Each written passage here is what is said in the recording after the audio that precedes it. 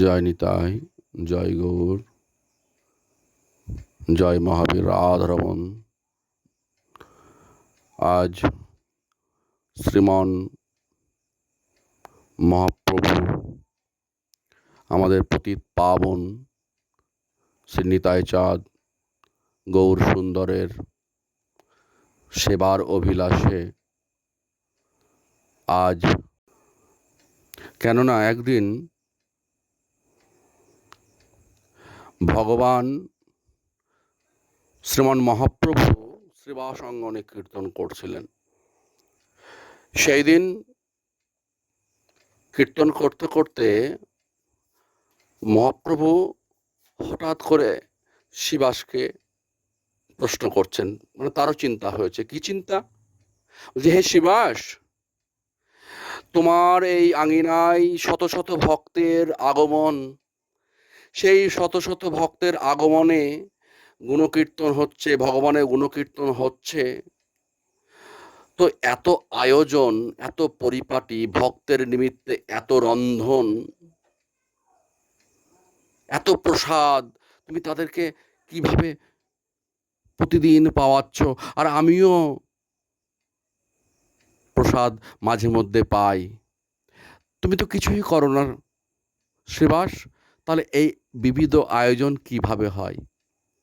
তখন শ্রীবাস পণ্ডিত মহাপ্রভুর কথা শ্রবণ করে 3 বার হাত তুলে বললেন, জয় গৌর, জয় গৌর, জয় গৌর।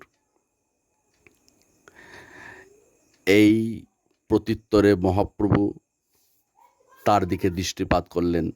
শ্রীবাস, তুমি তো আমার নাম করলেন জয় গৌর, জয় গৌর, জয় গৌর বলে, তুমি তো কিছু বললে না। বলছে, প্রভু, আমার বলতে আমি তো কিছু রাখি নাই। আমার দেহ মন সমস্ত কিছু আমি তোমার সেই রাতুর চরণে আমি অর্পণ করেছি, অতএব আমার বলতে তো প্রভু কিছু নাই। কেন জয় নিতাই করলাম জানো প্রভু?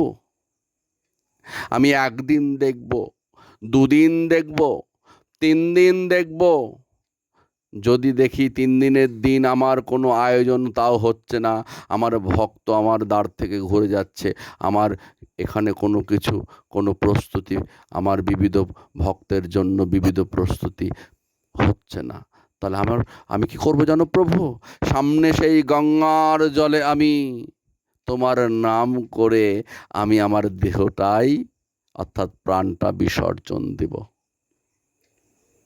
এই কথা শুনে মহাপ্রভু বললেন, শ্রীবাস, আজ তোমাকে আমি কথা দিচ্ছি, জেনে রাখো শ্রীবাস, যদিও কোনোদিন স্বয়ং লক্ষ্মী দেবীর ঘরে অভাব হয়, অন্যের অভাব হয়, কিন্তু জেনে রাখো শ্রীবাস, তোমার ঘরে কোনো দিন কোনো অভাব হবে না। স্বয়ং লক্ষ্মী দেবী তোমার শ্রীবাস অঙ্গনে সর্বদা বিরাজ করবে এবং শত শত ভক্ত আজ বলে নাই নিতুই নিতুই প্রসাদ গ্রহণ করবে। নিতাই গৌর হরিবল।